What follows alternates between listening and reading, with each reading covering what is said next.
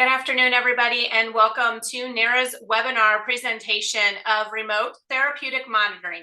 Is it right for your organization? I'm going to go over just a few housekeeping reminders. All of our attendees are on mute. You will remain on mute throughout the presentation. The handout link was in the reminder email that you should have received for this webinar approximately 1 hour ago. During the presentation, if you have any questions for our speakers, please use the Q&A button that is in the attendee toolbar. Usually this is located at the top of your page, although it might be at the bottom of your page. If you have technical questions, please submit those using the chat button in the attendee control panel. We are recording this webinar today, and it will be available for all of our registered attendees within 48 hours. You will find the recording at that same link where you found the handouts today. We will send a reminder to you once it is available. And just as a reminder, the information that is presented today is shared in good faith and for general information purposes only. It is accurate as of the date and time of this presentation. Providers should seek further guidance and assistance from CMS or their MAC, commercial payers, state and national associations, as well as continue to watch for new developments on this topic. I will now turn the call over to our moderator, Stephen Hunter. Hey, thanks, Christy. Sorry, I am substituting for Sabrina, so not quite as animated as Sabrina, but I'll do my best. So good to be with you. I'm Stephen Hunter, and I'm a member of the webinar committee with NARA, and just excited for this webinar on remote therapeutic monitoring, something I think a lot of us are interested in, but not as many of us are doing. And so we've got people that have got experience in making decisions on this or implementing it. We're pleased to have them here. So Lisa Chambers with Blue Sky Therapy, Kevin Christensen with Intermountain Health, and Jennifer Lucas with Powerback Rehab will be our presenters today. And I will turn it over to them. Thank you so much, Stephen. I am going to kick it off. Thanks for the introduction. My name is Jennifer Lucas. I'm a physical therapist and a senior clinical director with Powerback. And I am a geriatric board certified specialist with APTA and consider myself to be a rehab tech enthusiast. So, you know, as we start out, everyone, we understand that we have a variety of levels of understanding of remote therapeutic monitoring out there in the audience. We understand that we're all facing a staffing crisis and reimbursement cuts, and we're all struggling to find the balance of doing what's clinically right for our patients while still being, financially secure. And also we understand that there's so many new things coming at us, right?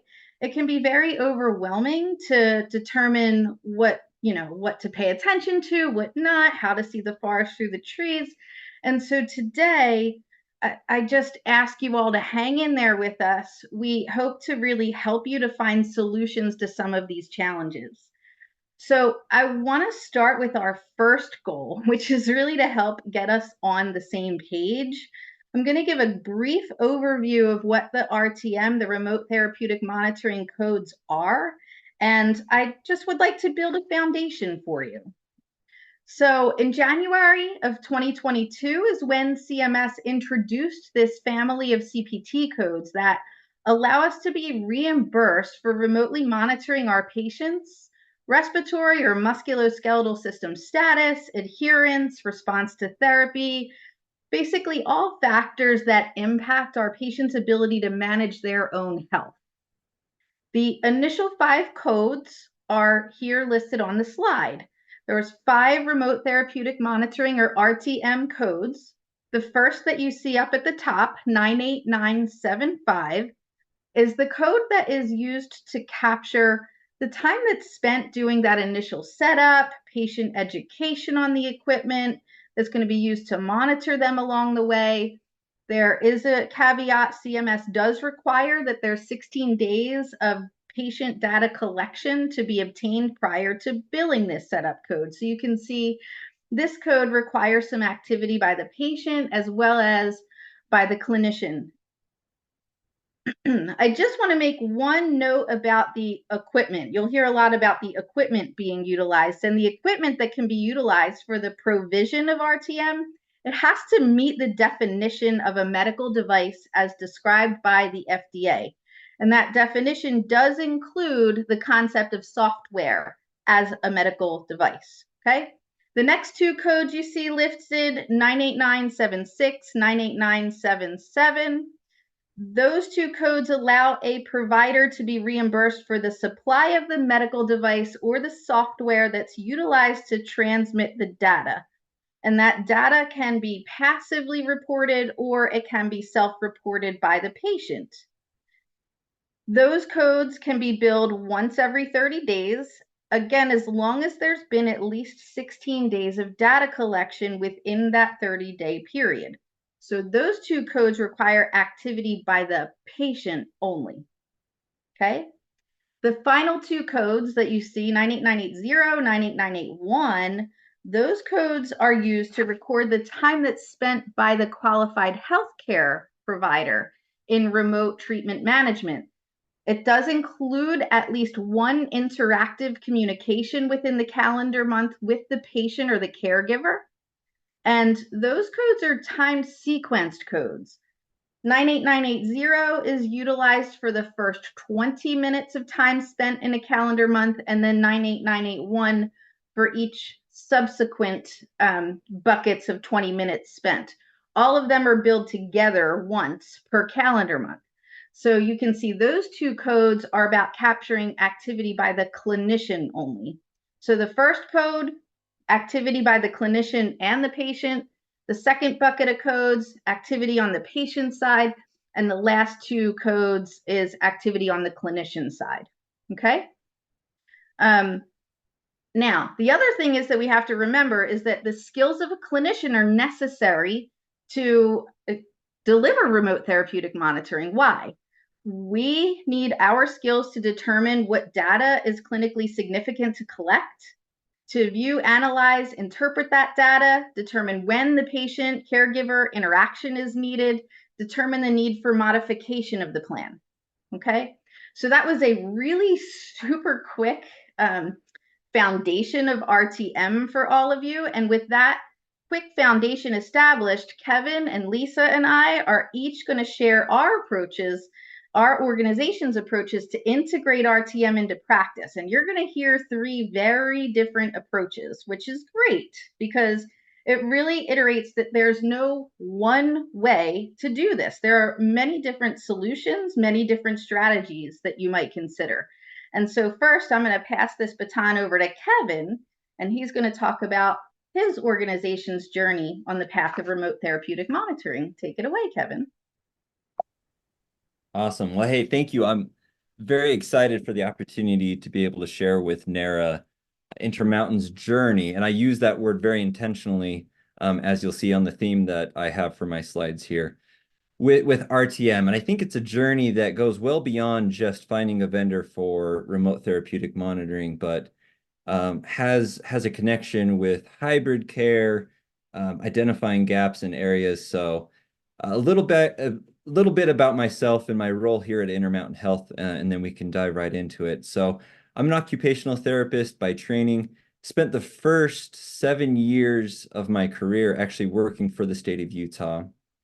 And in that position, I got very familiar with being able to connect technology with individual patients or clients with different disabilities or organization. So I have a strong passion for not only technology, but being able to identify and find the right type of technology to fit a problem. And I think that that's something that often gets overlooked. And so I'd like to share Intermountain's journey and what we did to first prepare to start building an RTM platform and process within our organization. Now, I will call out from the very beginning, Intermountain Rehab is not currently billing for RTM. And you may be wondering, well, then what am I doing here presenting? the other presenters here will kind of talk about their journey as it relates to that. But I do feel strongly that Intermountain, though, we've been very slow and methodical about that, there's lots of great lessons that we've learned over the past 2 years as we've started considering RTM, what impact that would have, why would we want to adopt that, and gotten to a point in the journey where I still feel really optimistic that in the near future we'll be building RTM, but do want to share that journey and how we've prepared. So this first slide here, I want to talk about there's some essential things that you need to prepare. You need to understand where you want to go in your journey. And before you can start setting out and finding things, you need to organize, you need to have a plan. A lot of times, and you'll see that line there at the bottom, I run afoul of this more than I'd like to admit, but it's really easy to find a problem to fit a solution or a vendor that you've already, maybe you have a good relationship with them. Maybe they had a really awesome presentation and they're selling you this amazing solution. That's cool. That's great to be aware of what solutions are out there. But that is exactly the opposite of best practices as it comes to technology. So don't find a problem to fit a solution that you've already identified. Instead, go to the opposite. Identify what are your problems, what are your needs, and then and only then should you start looking at the solutions. So these are the key things that Intermountain did and that I feel that you should do or would be best to do as you start your journey as it relates to RTM, hybrid, digital care. So the first thing I recommend is clearly identify your problem. Identify where are the gaps. What is the problem? I mean, it could be as simple as that. Hey, what gaps do we currently have? We know that we need to move to hybrid care. We can't, our current standard model is not fully meeting our needs or the needs of our patients. And then understand who's involved, what is happening, where is it happening?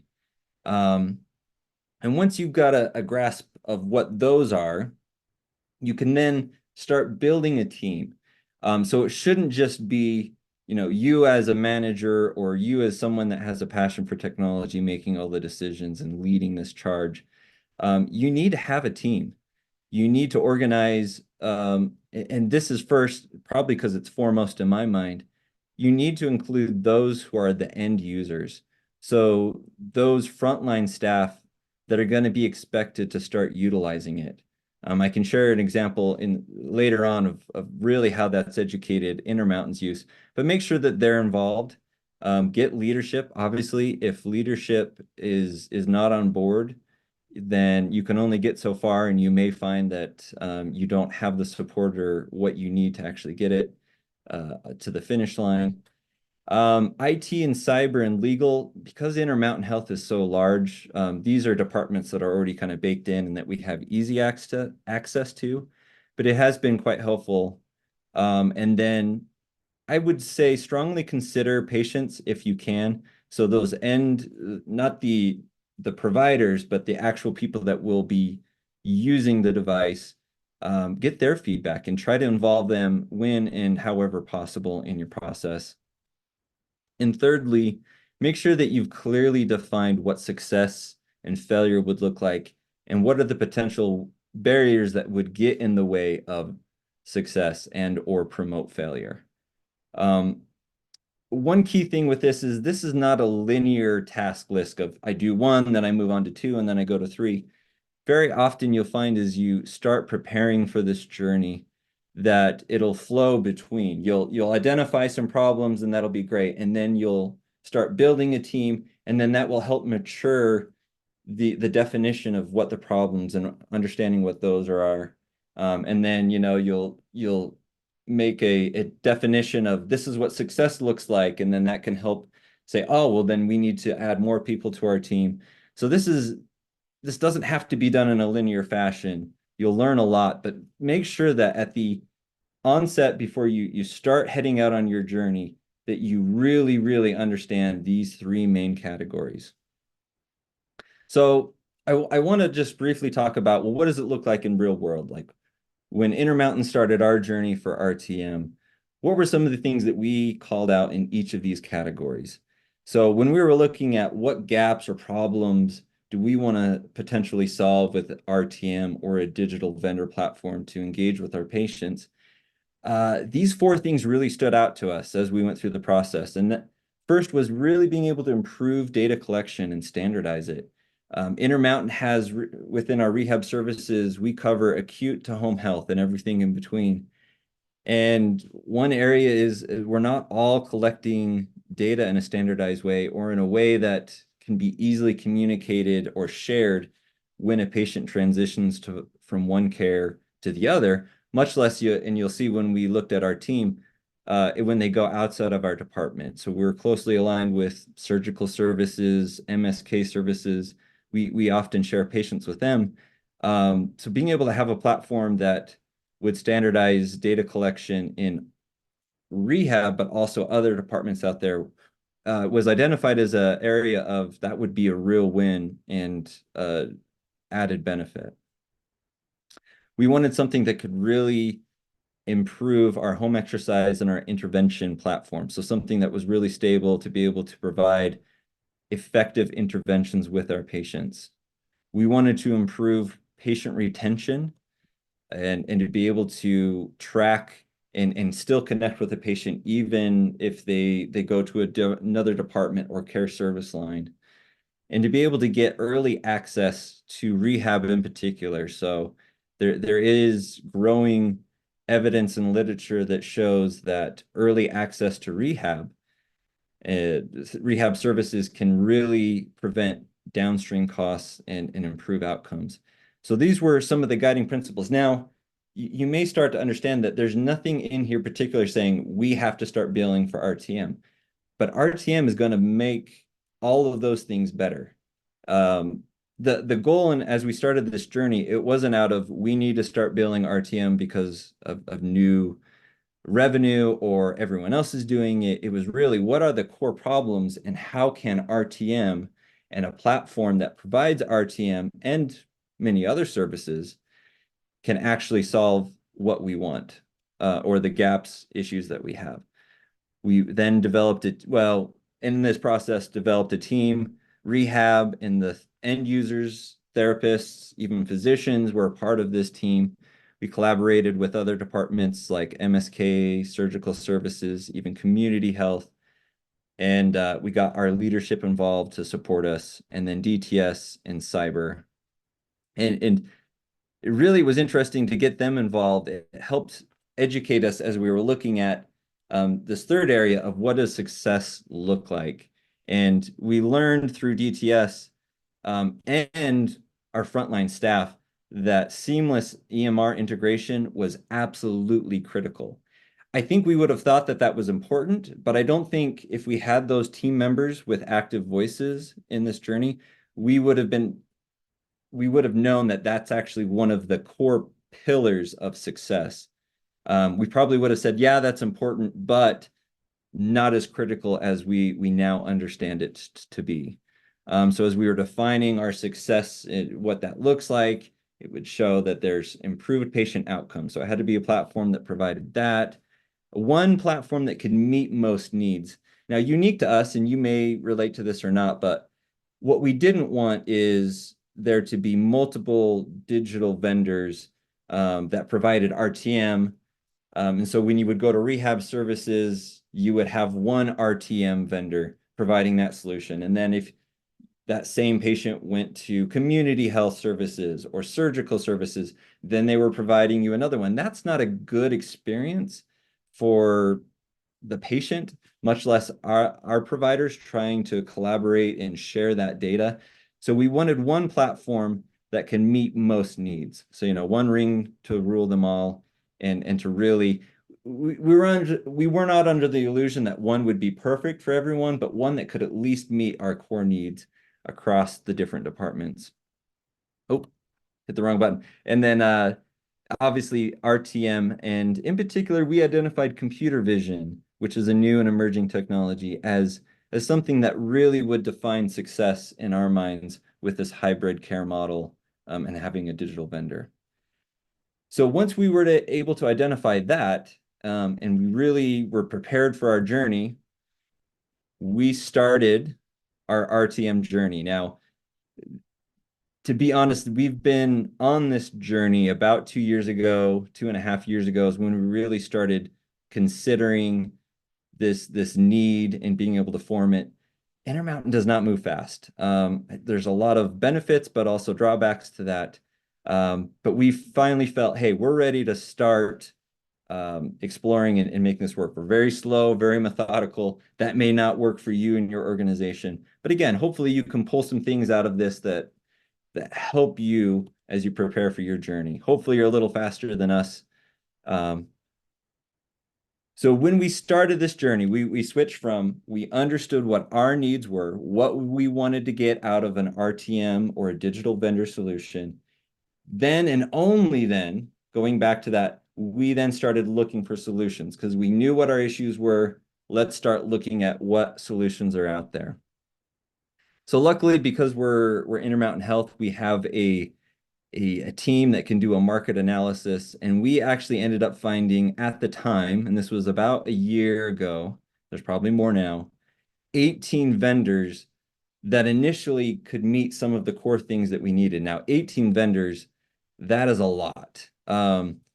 And so we had to be strategic about, okay, how do we go from 18 vendors down to an eventual, this is who we're going to partner with.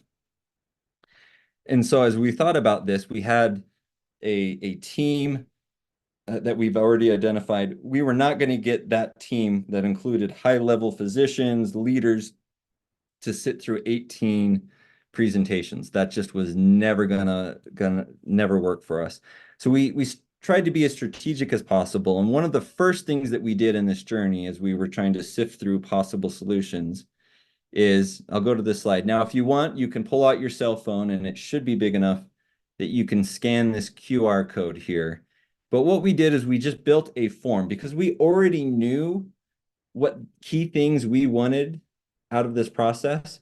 We built a vendor form that we sent out to the 18 vendors that we had already identified. Now, this form included 82 questions with 10 main sections. And we put that on the vendors to say, please respond to these questions and let us know how your solution addresses these core needs that we have. And what that allowed us to do, and if you've scanned this, you can look through, should allow you to make a copy, or you can at least see it was a lengthy process and a lengthy form. But we were able to take those 18 vendors and then quickly see, okay, how did they score on what questions we determined were critical? So critical needs, things that were non-critical, which were kind of those, hey, this would be nice to have, but if they don't have it, it's not a deal breaker. And you can see we scored it up. And so we could very easily see, hey, vendor 18, they're not even close. Like there's just not really, they're probably a great vendor and a great solution for someone, but not for us and our needs that we've already identified. And what was nice about that is it allowed us to go from that 18 vendors down to 6. So we then had 6 vendors that we felt, hey, these are contenders and ones that would fit us quite well. So then we were able to say, okay, if we have 6, we can get leadership and those that are on this committee to sit through 6 one-hour presentations. That's more realistic than 18. And so the next step was to get those 6 vendors to give us a presentation. Now, we did give them, this is what our core needs are, so make sure you cover this and that. We wanted them to give their best presentation possible. But at the end of that, we used another form. I really like Microsoft Forms, if you can't tell. But this time, we, as a committee or key stakeholders, were grading them on their presentation. So, that first round, they could have lied or, not been totally truthful and say, yeah, we can do everything. But when you present, you got to really show what you can do.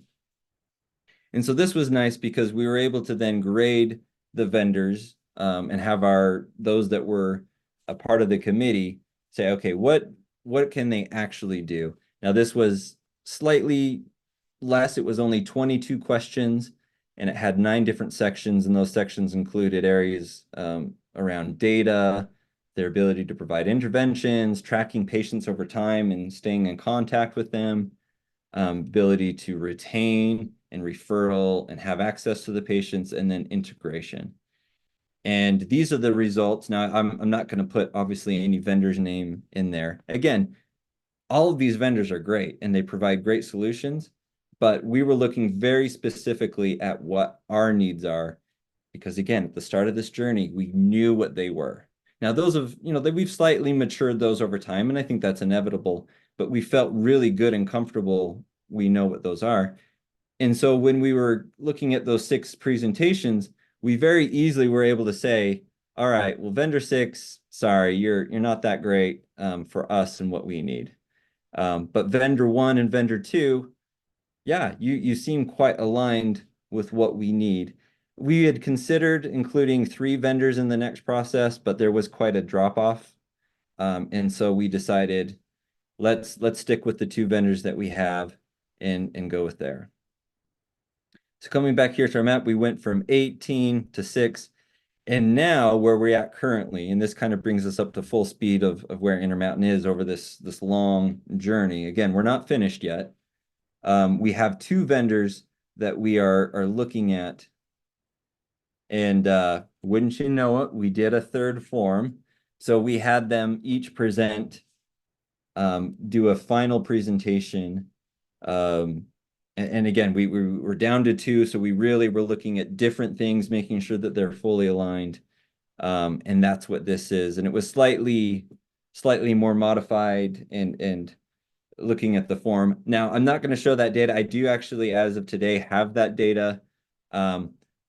But it really was helpful to go from 18 to the 6 to 2. And now we feel really comfortable. Well, in full honesty, we've got 2 amazing vendors that are really looking promising and are going to be great. We'll probably be happy with either one, but we feel very confident. And so at this phase, what we're looking forward after we select a vendor is to start to do a pilot. Now, some people are a little pilots have kind of fallen out of favor, and I think there's reasons for that.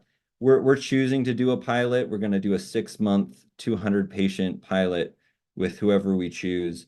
We feel confident that would be a successful pilot, and we're excited to be able to do that. So that's next steps.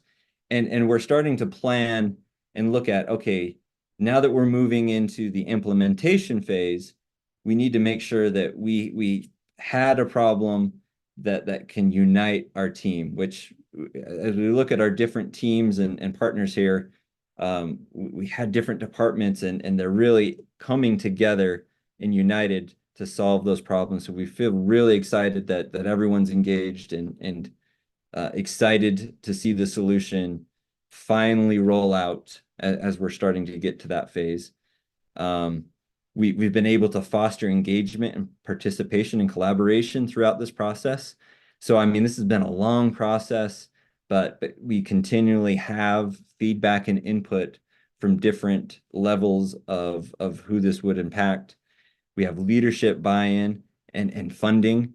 That's something that is extremely difficult. And I do want to make a quick call out here, and I think we'll talk about this a little bit more as I'm wrapping up here. But as you've learned about our needs and our process, you'll probably notice in here that none of this need or desire for RTM was built out of we need new revenue. Now, we certainly do, and we want to explore new revenue options and to be able to provide better reimbursement.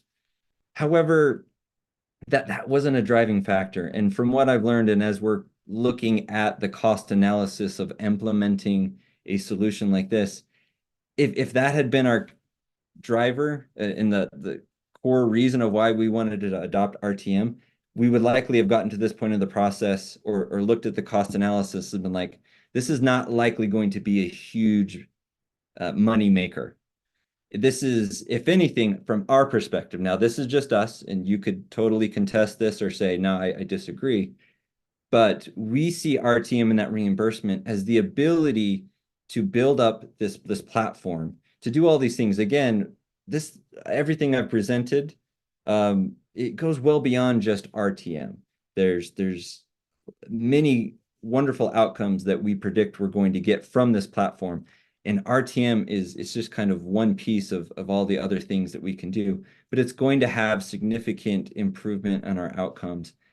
We project that, and really we project that reimbursement billing is our goal initially is just to have it offset the cost of pairing and partnering with a vendor. If we actually then start making revenue, that's great. But the intent isn't to start making money off of this. And if you're able to do that, let me know. Like I'd love to learn how you're doing it. Maybe we could be better at it. But I think that's an appropriate way to look at it. It's going to allow you to give better care to your patients and be able to do so much more in the things that you likely want to do and provide better hybrid care, but probably not a moneymaker. Now, if there are any vendors on there, I'm sure they're probably strongly disagree, but just your mileage may vary from what we have. And then being able to make sure that we've got the appropriate infrastructure, again, that lesson of the EMR. So with that brings me to the end. I look forward to any questions that you have at the end, but I'm going to turn it over to others who have gotten farther along in the process and who will share their stories. So thank you all.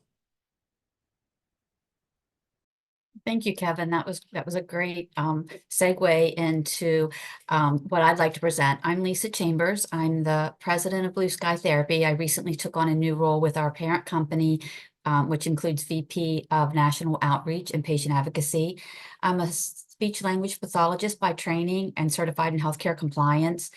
I've been a NARA board member for 4 years, and my expertise in the field, I believe I've held many roles in my 20+ years at Blue Sky. So, I have experience in oversight of clinical compliance and financial responsibilities within the post-acute setting. So with those responsibilities, I set out to look for some technology. I didn't necessarily start out to look for RTM technology.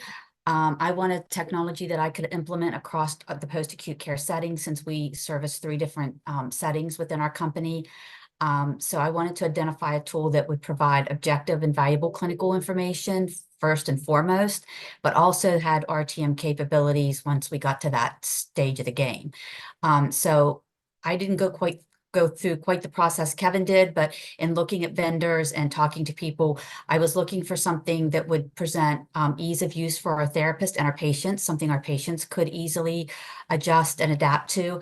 And then I wanted to understand the type and how we could apply the data that we could get from the tool.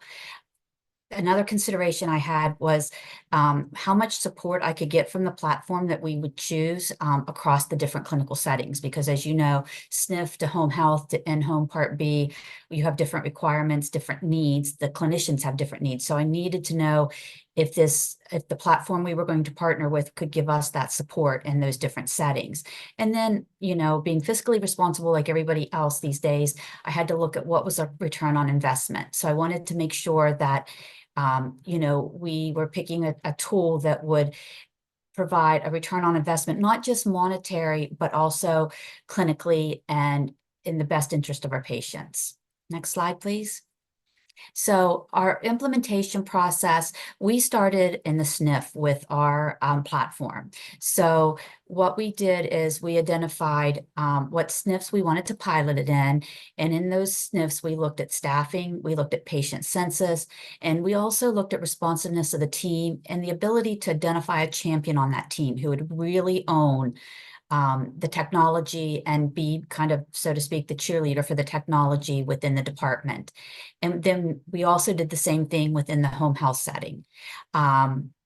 We really needed more so of just a therapist in the home health setting that would utilize the technology. Some of our SNF therapists are cross-trained and work in the home health setting, so that was an easier transition for them. But what we really found to be important is getting the responsiveness and the buy-in of the staff. The staffing, the patient census, those types of things are important, but if you don't have the buy-in of the team or the staff that's going to use the technology, you're going to have barrier after barrier. Once we got to looking at our in-home setting, there were a couple more things that we needed to look at. We needed to look at the billing department and their responsiveness and their knowledge of billing RTM codes. And one of our barriers initially was we did not have an EMR that could support RTM billing. So we weren't ready to do anything different as far as a workaround or things like that. So that's another reason why we moved our in-home more towards the end of the implementation timeline. And so once we identified these different areas, we then put our implementation on a schedule for each setting. And like I said, we started in the SNF, then we went to home health, and then lastly, direct bill or in-home setting. And during each phase of implementation, we set expectations for the teams. Next slide, please. So some of our key training considerations, some of the things that we found out, some we didn't do as well as we should have initially, and we learned through the process, but each site received on-site training with follow-up remote training on setup and use of the technology. We found that identifying a champion to monitor the utilization and to troubleshoot was key. The buildings that had a good champion had much quicker adoption and success.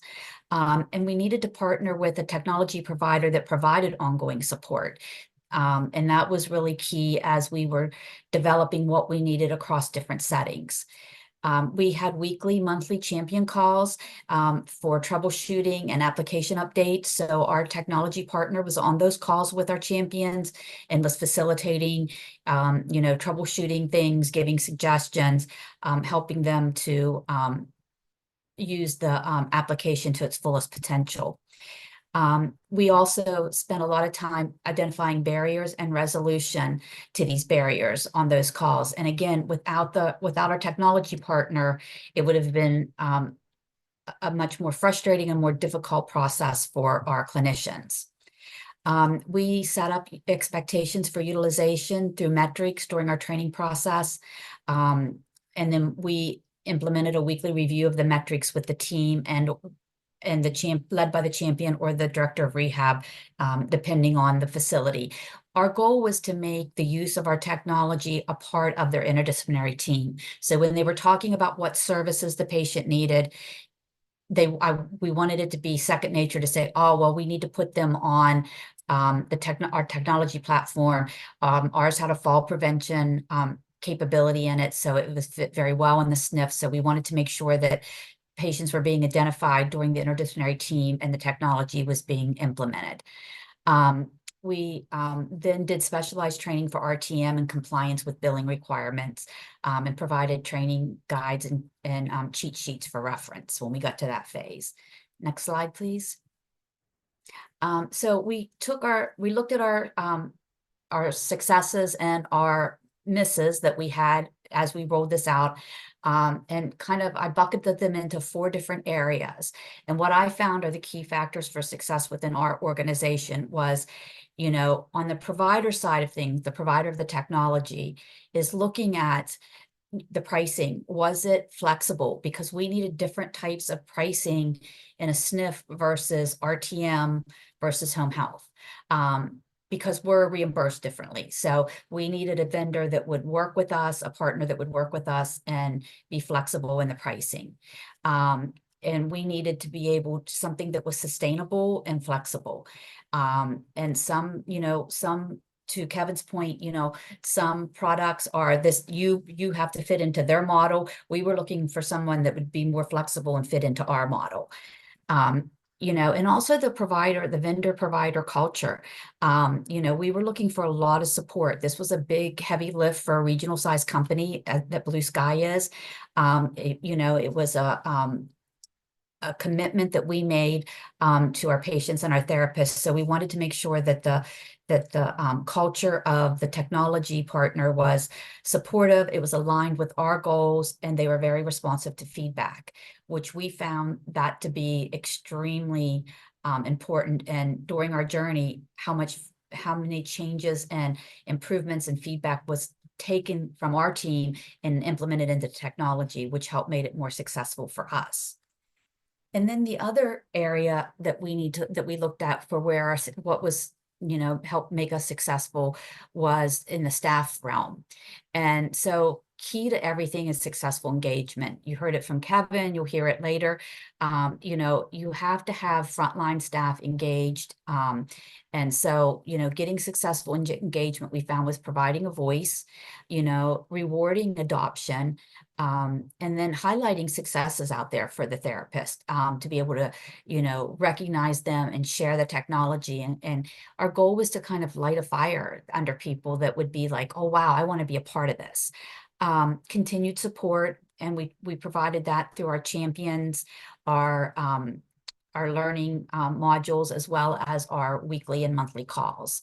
The other piece is consistent utilization of the data. Initially, we weren't as dedicated to that. We were just concentrating on getting it up and running and getting people to use it. But we found once we set kind of benchmarks for what we thought was appropriate utilization, people started responding more, because it became something that was an expectation, in the sense that it wasn't like, oh, I forgot about the technology this time, I'll put it on, I'll get it for the next patient. We were able to look at each building individually and say, look at their falls, look at their long-term care patients, and also the patients that were getting ready to go home, and how many of them were a fall risk. Did we need to pull in other disciplines, things like that? So when we could kind of standardize the utilization of it, we found that more therapists joined in, and our success became greater.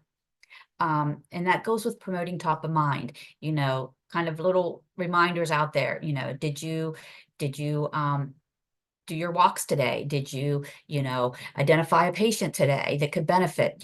So having little things out there, whether they're little reminders within the rehab department, things that are sent out.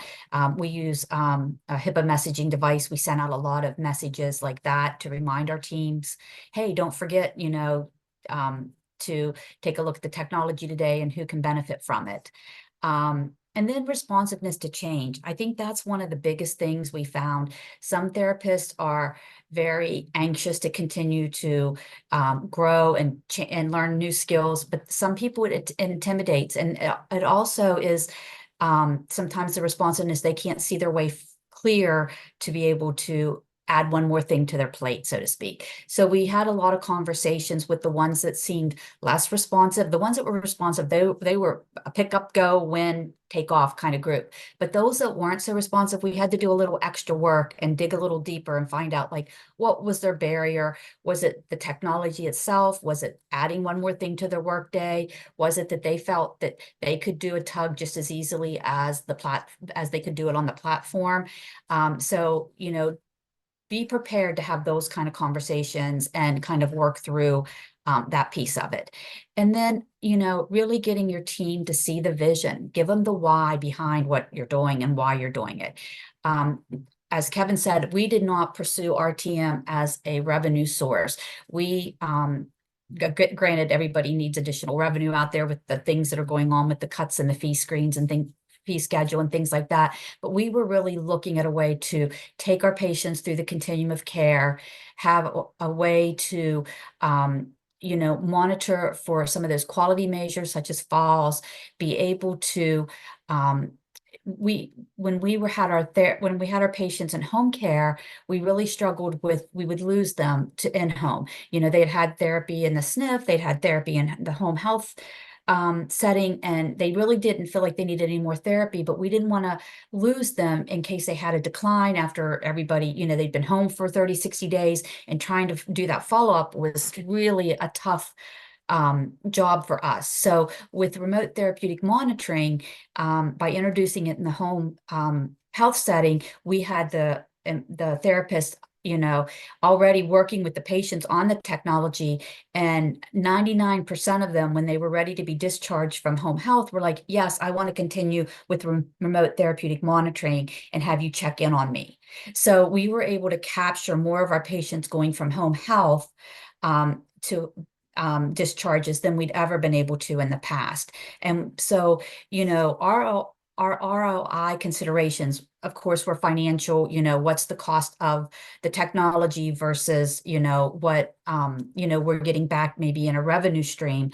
But I really wanted to look at how we could collect objective data. We don't have a lot of that out there in our industry. And I feel like with, all the changes in reimbursement, PDPM, we need to have objective data out there.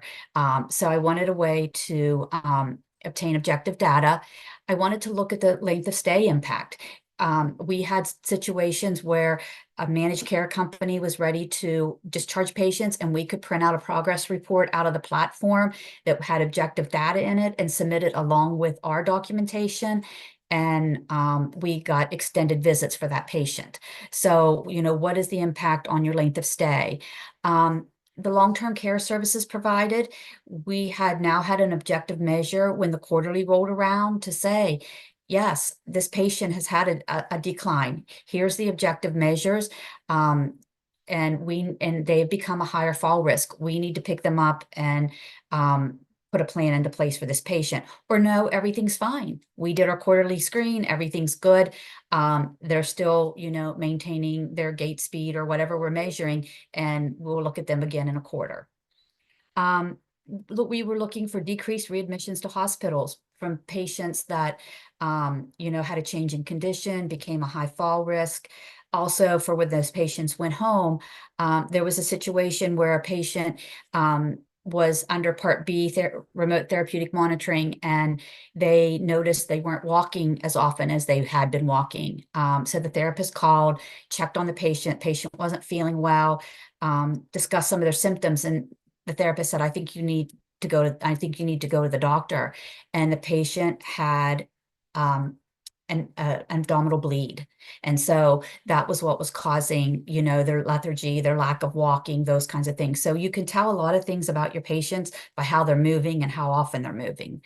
Again, the remote therapeutic monitoring revenue, we wanted to be able to capture that as much as possible. And I also wanted a platform that would allow us to capture all 4 codes, the 80, the 81 codes for the monitoring. But I didn't want it to be a heavy lift for our therapists. We had to have something that would track it and signal our therapists when those codes could be billed, track the time that you have to bill, the 20 minutes, and make it easy for the therapist.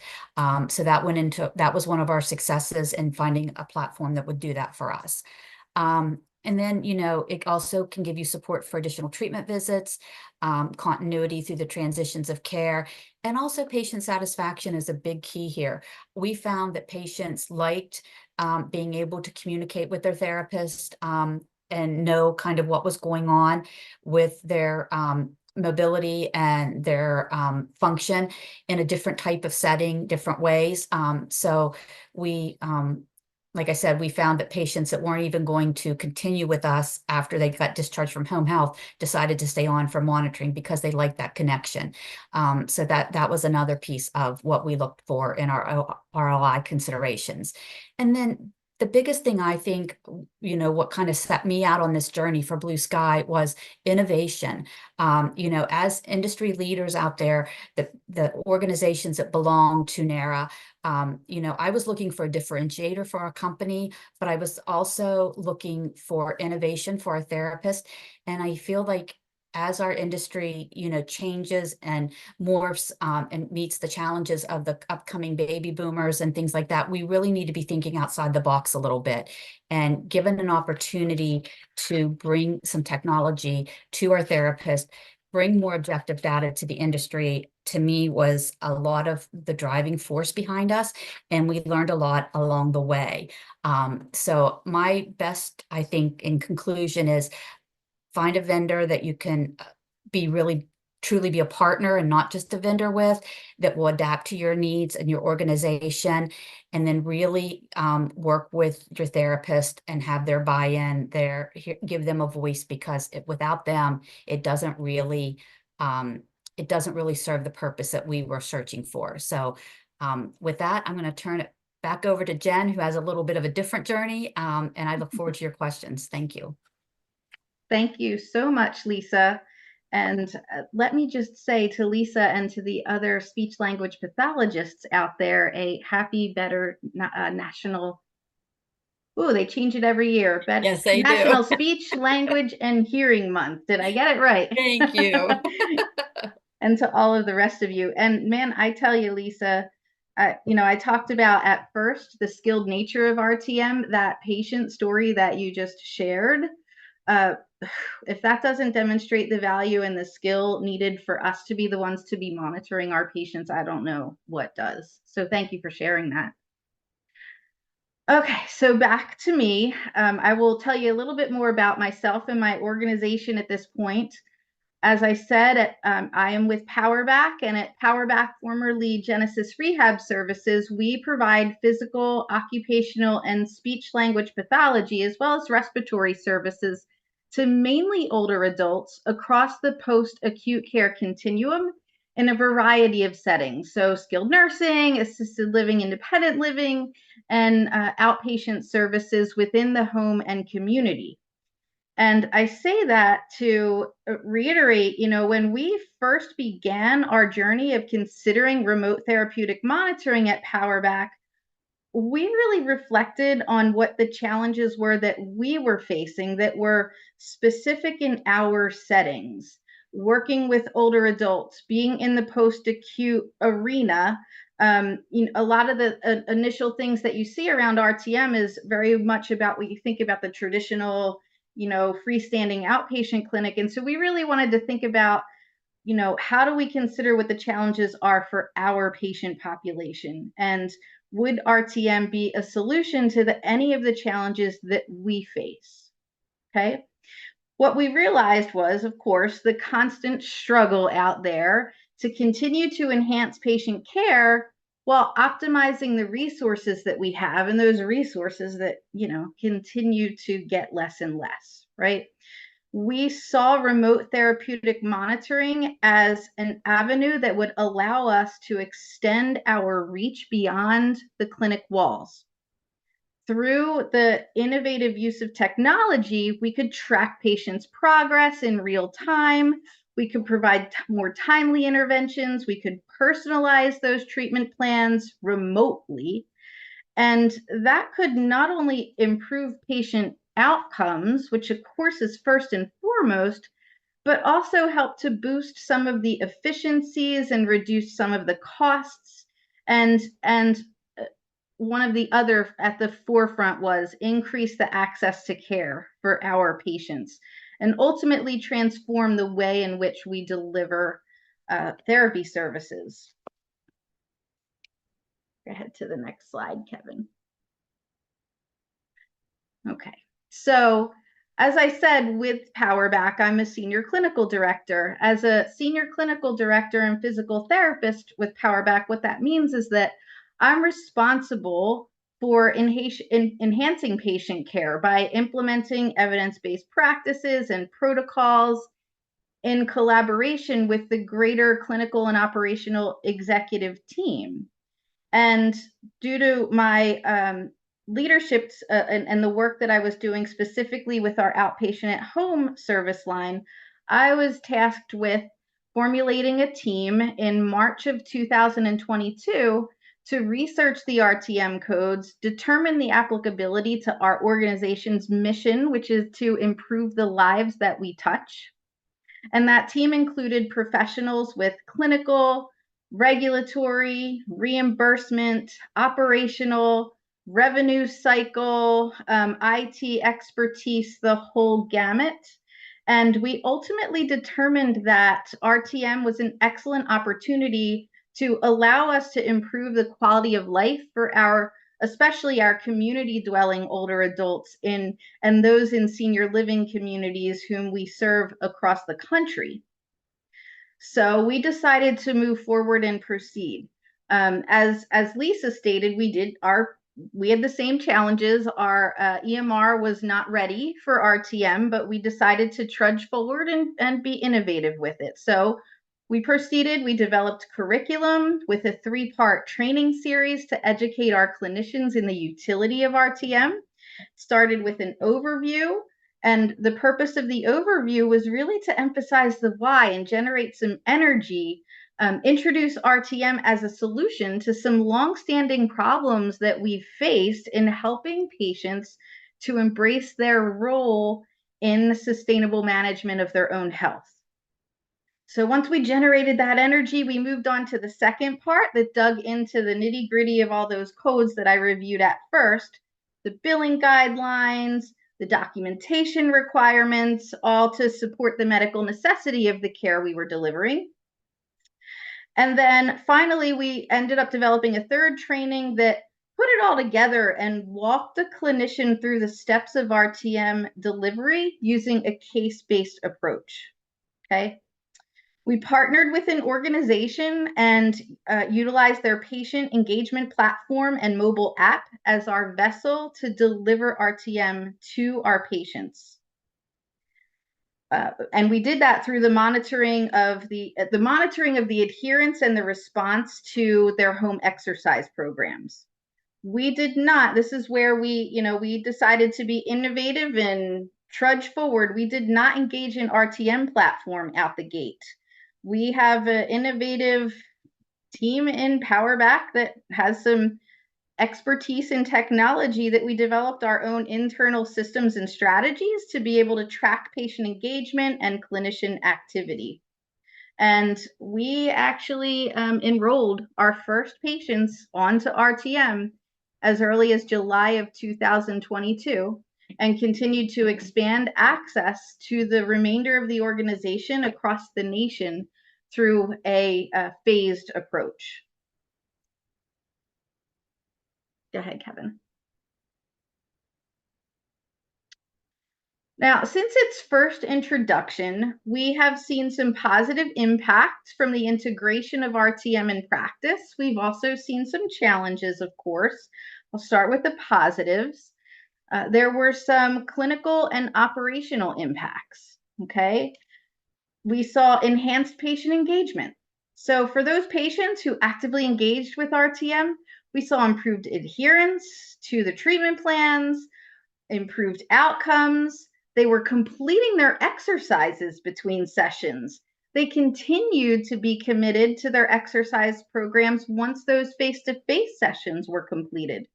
We had family members report that it was the first time that their loved ones actually committed to their exercise programs. How about that? We also more personalized care plans and early intervention for our patients. So we're able to customize rehabilitation programs based on real-time data with RTM. We could optimize our therapy interventions and really prioritize the services we're delivering in our face-to-face sessions, supplementing with their the interventions and the activities that they're performing in between sessions, and keep that very individualized. We could very quickly respond to progress, to progress a program, to regress a program based on what that patient's response was. We don't have to wait until the next in-person session to find out that a patient was struggling with an exercise, because we could see that in real time.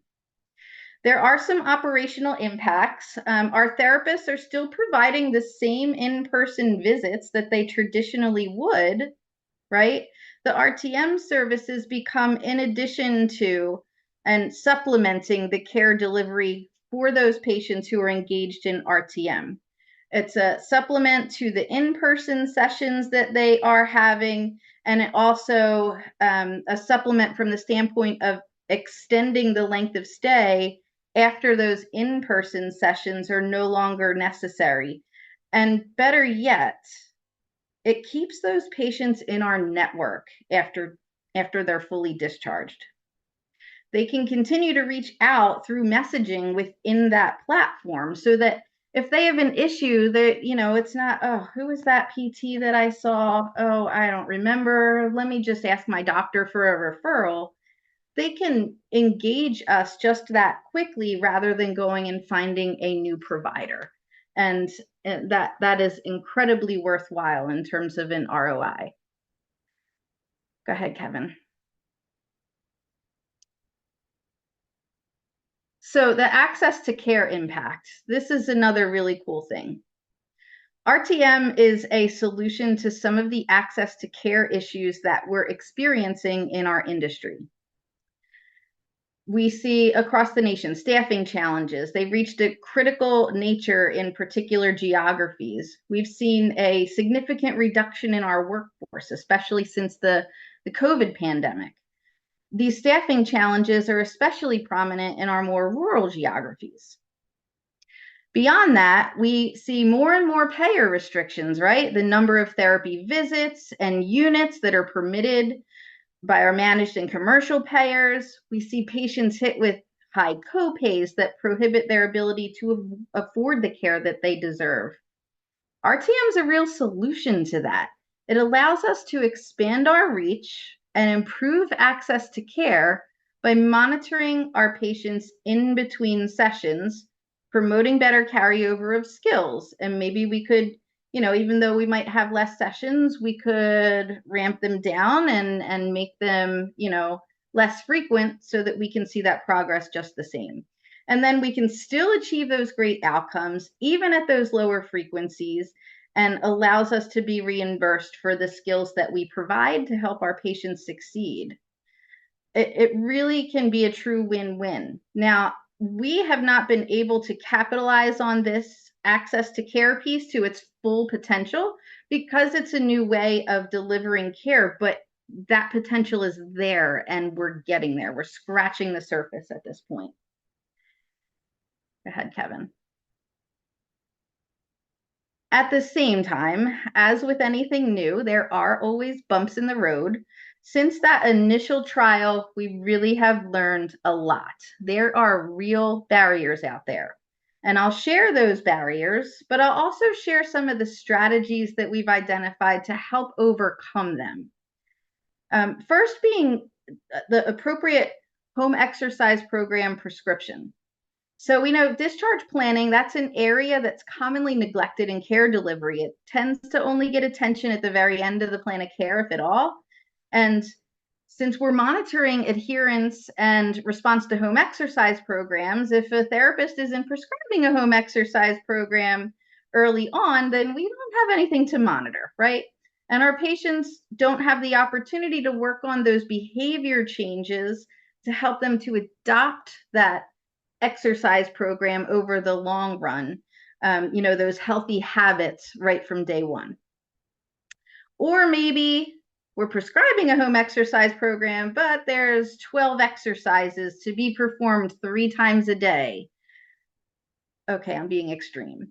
But that overwhelm can really pose a barrier to our patients' adherence. And so we recognize we need to start small, maybe assign them 1 or 2, build that consistency, build our patients' confidence in order to promote that better engagement and therefore success. Access to technology. Okay, so this is a real thing. The patient has to have a device, be it a smartphone, a tablet, a computer. They have to have a device to be able to input that data into the patient engagement platform in order for us to remotely monitor their activity. And then there needs to be a comfort level with that technology, okay? Now, that's been a real barrier, yes, on the part of the patient, but also on the part of the clinician. And so we've identified that there's a need to help our patients to engage with technology in order to better manage their health. And that's really necessary for us to own that responsibility and take it and run with it, because that adoption to technology runs far beyond our patients' participation in RTM to manage their health. The benefits that they get from learning that allows them to access telehealth with their providers, patient portals with their medical teams, even ordering grocery delivery to help them maintain their ability to be successful at home. But we also identified that need to help clinicians to improve their comfort with technology. And in fact, as Lisa stated also, it truly is that lack of willingness by the clinicians to embrace technology that has been one of the most challenging hurdles to overcome. And, so that's something that we've seen. And then finally, the complexity of the coding and the billing. Let's be honest, the coding is complicated. They're all built on different cycles. They're related to different milestones, some on a 30-day cycle, some on a calendar month cycle. And the tracking, it definitely poses a problem. Now, you have heard from Lisa and from Kevin that there are many vendors out there who have developed solutions to help ease that burden. So, one of our strategies was to find the right platform for us as well. And we did initiate that as early as last month with our partners' patient engagement platform, because we did realize that that was necessary in order to make RTM more efficient. Okay, go ahead, Kevin. Okay.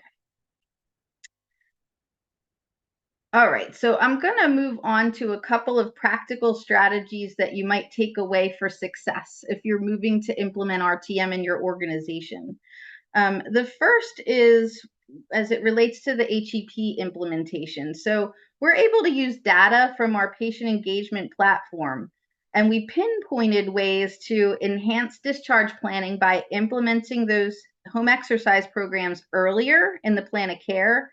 And that allows patients ample time to practice with the technology and strategize with their therapist to develop solutions to any barriers that might arise along the way. Excuse me. So, that's one thing that I would suggest is looking at how, if you're using home exercise programs, what is the adherence to implementing home exercise programs on the clinician side? The second, resources for technology. We developed a clinician toolkit that empowers teams to integrate technology into their practice. We leveraged resources from our professional associations, APTA, AOTA, and ASHA, to clarify what each discipline's role is in technology adoption. All three disciplines contribute. We all have a role to share in this, and we empower our clinicians to adapt their approaches to suit the patient's needs according to what their scope is. We also introduced several quick reference tools and clinical guidelines. We incorporated screening questions to assess patients' digital literacy. Okay. And then also for those who do not have access to technology, we sourced resources to help patients, such as we had some assisted livings that were repurposing old devices from family and collaborating with organizations like the MS Society, Parkinson's Foundation to be able to improve access to technology for our older adults. Now, despite progress, there is still a tremendous amount of room for growth in integrating technology into our practice. And that is one of the challenges that I will leave you all with, is that we have a significant opportunity, but also a significant responsibility to help our older adults to embrace technology and learn to utilize technology, and our clinicians to adopt it into our practice to help them to do just that. We're committed to continuing to find solutions that will inspire our clinicians and empower our patients, so that ultimately that's what we want, is for them to be able to manage their health independently.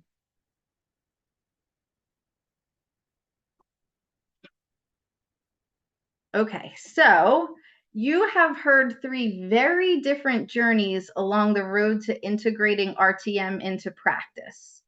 from, a very detailed and comprehensive analysis of choosing the right partner the right vendor to partner with, from utilizing RTM and a vendor to be able to integrate into different lines of care and business, and all the way over to just being innovative and bringing that care to your patients, before finding that right vendor.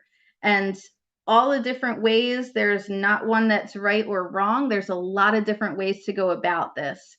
Ultimately, the goal is to help to deliver this care to our patients to help them to have the greatest outcomes and access to care. And so on behalf of the three of us, I will say thank you for your attention today. And I think now we'll be opening up for questions. Yes? Yeah, I think so.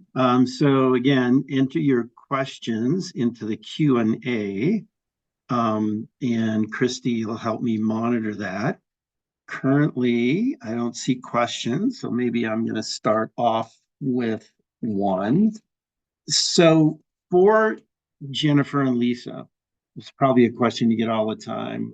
So what percent of the people who you engage, so you get signed up for RTM, you're getting them rolling, what percent of those are able to comply with the 16 interactions within a 30-day period? How many, are you able to really, bill some of the, some of the RTM for, is my question.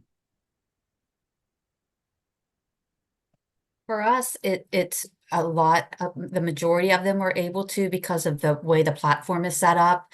And it triggers, and it also cues everybody as to what they need to do. So there's time to get those visits in. We had 11, I had one therapist that had 11 patients during 1 month, and he got all 11 through 3 steps, 3 codes through 80, and was working on 81 when we quit tracking that particular therapist. So a high percentage of our therapists are able to get them through, but I don't know that it would be, and Jennifer can speak to this too, without some queuing and monitoring within the system to make sure that they're hitting their activities, it would be really hard for a therapist to do on their own. Yes, Stephen, that's a great question. And Lisa, you're absolutely right. And that is absolutely something that we've seen. We were not having as much success in full transparency with having our patients adherence and commitment to reaching those milestones. And that was a lot of what went into our decision to ultimately partner with a vendor to have a solution that would make that more efficient for us, so that you could more readily see how patients were doing and their progress toward achieving those milestones. Mm-hmm. Now, as I said, we just initiated that partnership last month, so I wish I could give you some more specific data about the percentage of adherence, and I think that is still remains to be seen for us. We initiated last month, as in, the education and the training happened last month. Well, and I will say it's RTM, whether you're RTM is your ultimate goal, or if you're, on a journey kind of like we were with looking for other things, it really is a process, and it's ever evolving. You might get one piece down and, be doing really well with that, but then, then you've got to move on to the, the other codes and how you capture those. And so I think the biggest takeaway is being agile, and being willing to pivot when you need to pivot. But I do feel like that RTM is a way to continue to keep our therapists engaged with our patients, provide access to care for our patients. And the rest of it is really just education, monitoring, follow-up, re-educating, and making sure you have the right platform for your organization. And I would also say,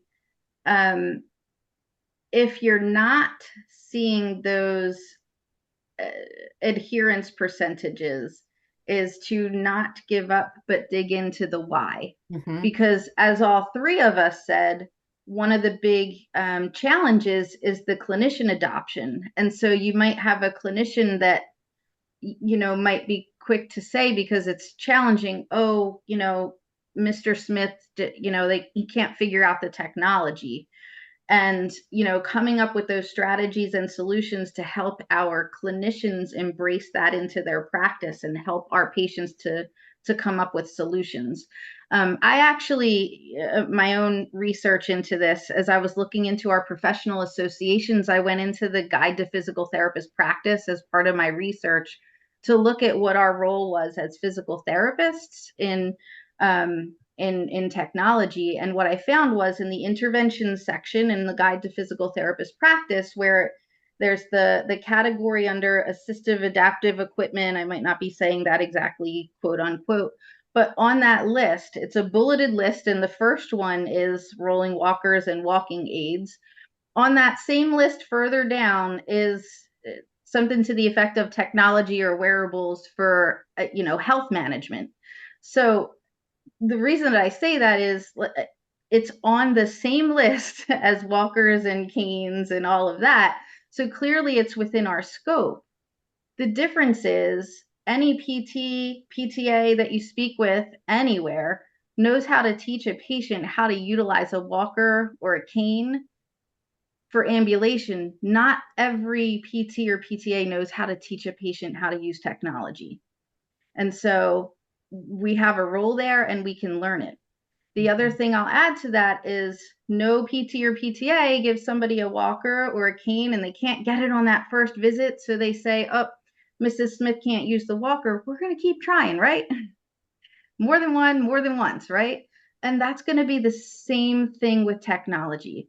We look at that technology as a piece of adaptive equipment to help our patients to be independent in their health management. Then we're going to recognize and be able to document the medical necessity of delivering that education and training repetitively and in different ways to make that training stick. Good.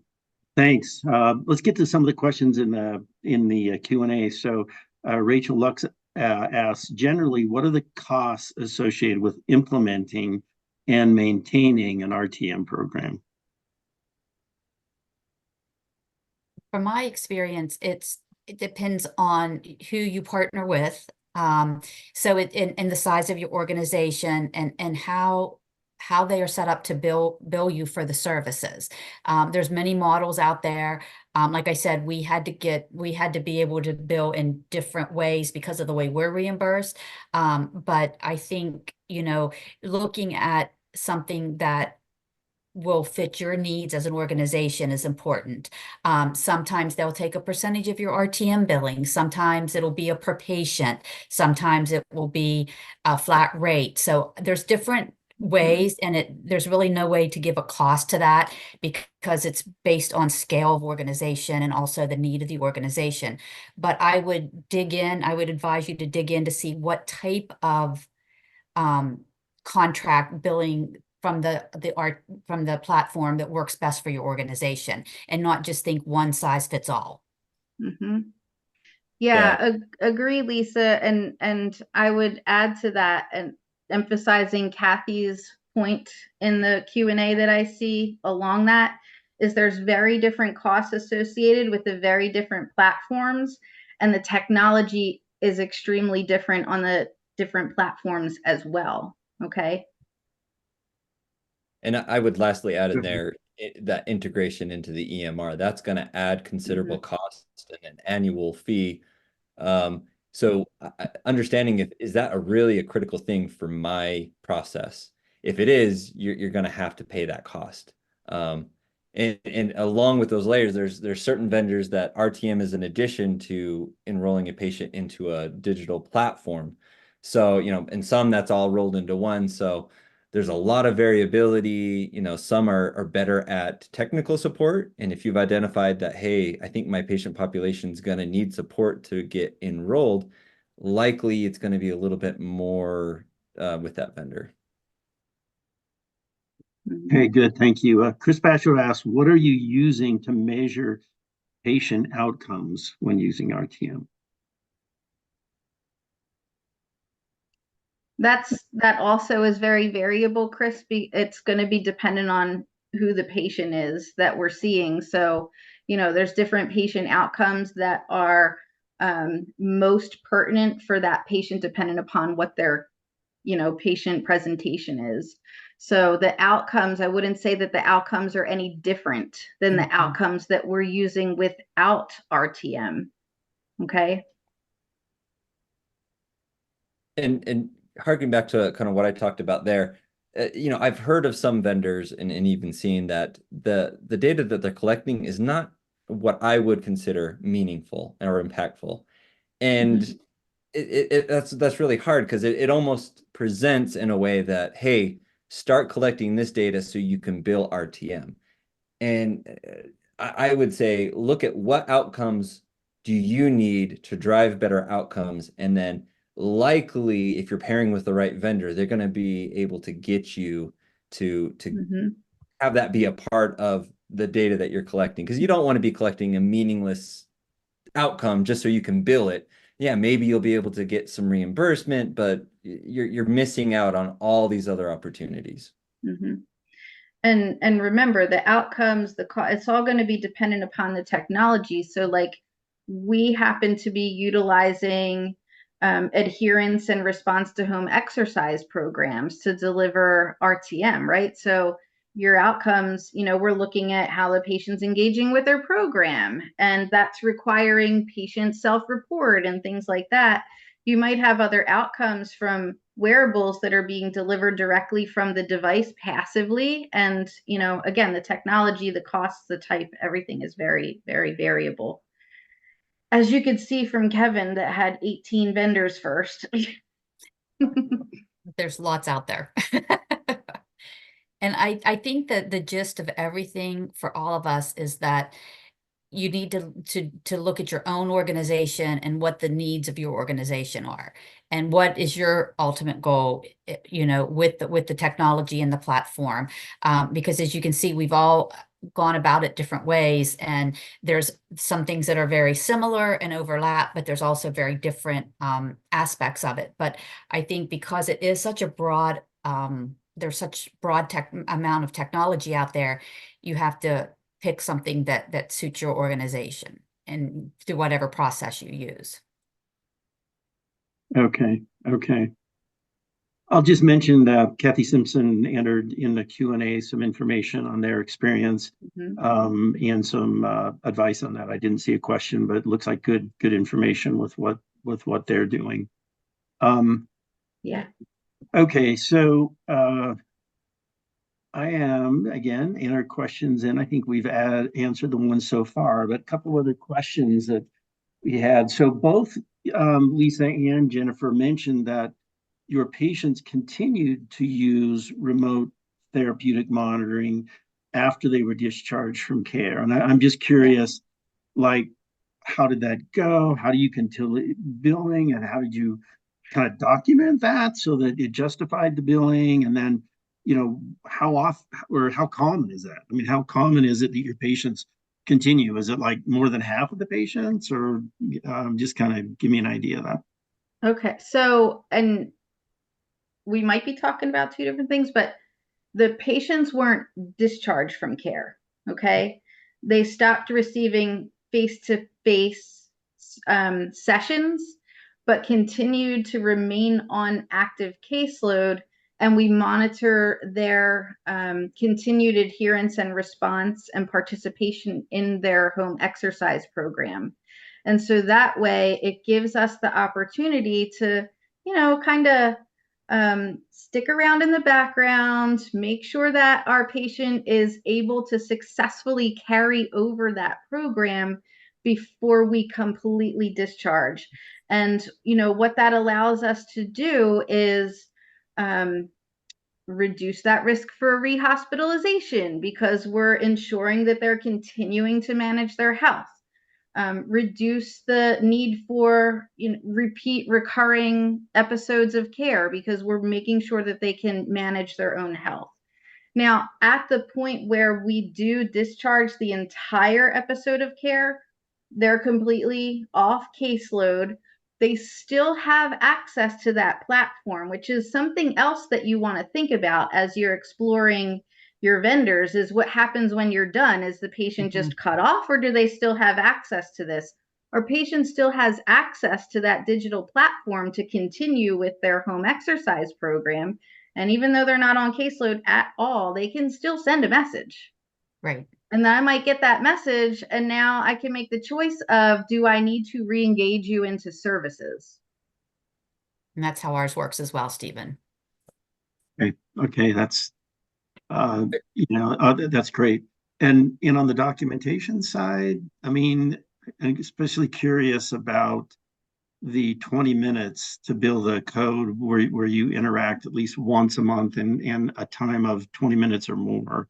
Is that done by the vendor? Do you track that in your own EHR? And then I'm just curious how that works so you can build that code. And again, I guess it's a cumulative 20 minutes. It doesn't have to be one session 20, it could be 21-minute sessions or whatever, but just how do you document that? It's a cumulative amount of minutes that you're spending monitoring throughout the calendar month. And then at the end of the month, whatever's there, you bill a code. So if it's 25 minutes, I can bill one code of 98980. If it's 42 minutes, I can bill a 98980 and a 98981, as long as there's one patient interaction. Now, your question as to how is that tracked? Again, very dependent upon what platform you're utilizing, right? So I said when we started, we created our own internal systems and structures to be able to track that on our own, created a supplemental note within our EMR. So, we kind of did that on our own, but there's a lot of vendors out there that have their own means for being able to provide that service, and you get milestones and all of that, which is what we ended up engaging last month. Yeah, our vendor tracks it for us, Stephen, and each therapist has a dashboard, and it alerts them, they check their dashboard every day so they know like who they need to engage with, who they don't, what they need to do to capture the code, that to Jennifer's point, they can communicate with the patient, those kinds of things. So it's all on a dashboard for the therapist, and it's on the device. Okay, great. So Kevin, a question for you. You mentioned that besides just the rehab, you had other stakeholders interested in the vendor. We've kind of heard what rehab providers are interested in. What are some of the things that these other stakeholders were interested in with a virtual platform? There was a lot of overlap, maybe not surprising to many of you, but as we considered different, so like our community health partners, they wanted a platform to provide reliable interventions. Now, their interventions are going to be a little bit different than rehab, which is heavily, exercise programs. They wanted a little bit of that, but they also wanted, hey, how can we engage them and refer them to community resources and provide a handout that's way, or some common, if they're seeing their primary care physician, enroll them, an easier way to enroll them that gets them in a rehab type style platform that could then, if they are showing concern, would automatically enroll them in rehab services. And then we, with our MSK and surgical services, pre-surgery kind of work of getting them doing certain exercises, certain education. So platform, it really revolved around that engagement, seemed to be a real common theme that we could do with those different partners. Okay, great. I know we've only got a minute here left. Christy, I don't know if you have any closing information you need for the people that participated, but just want to thank Jennifer, Kevin, Lisa, really well prepared. A lot of interest in this nationally, as evidenced by, this was a very well attended webinar. So thank you for your time. Christy, Stephen, go ahead. Yeah, just one quick last thing. Kathy Somebody is asking who you are using because they are worried about patient participation. So if you would like to share that, please share that in the chat. So anybody who wants to access it can. And that's all that I have. I will double check the situation with the website and the access to the handout. This recording will be worked through, and it will also be up on the same link. So just give me about a half hour to check that link and see what issues we might be having with the website. I apologize for that. And Christy, any future webinars that we've got coming down the pipe that you want to we are working on a couple.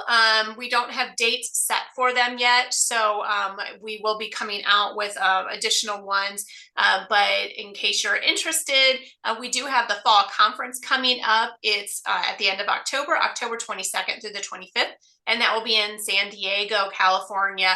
And so we are really looking forward to that. Watch your inboxes, watch our website, naranet.org, and more information will be coming out within the next 2 weeks on that.